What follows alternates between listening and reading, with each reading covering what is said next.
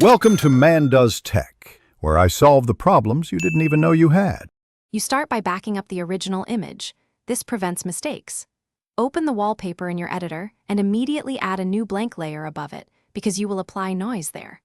Once done, set that layer to overlay or soft light to preview effect without altering pixels, and make sure the image is at final display size. Scaling later can change noise appearance. Now select a neutral gray fill for the new layer at 50% gray. This lets you add noise and control intensity precisely.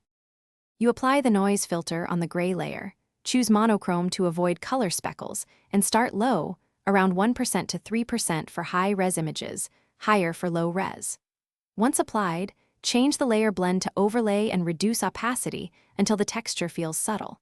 If noise covers important detail, add a layer mask and paint with a soft black brush to hide noise selectively.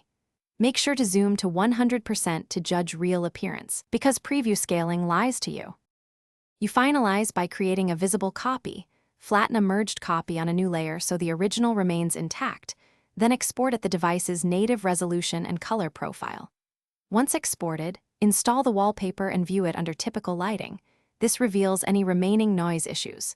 If noise appears blocky or banded, reduce the noise layer opacity, switch to a different distribution, or add a tiny Gaussian blur of about 0.5 to 1 px. If things still fail, revert to your backup.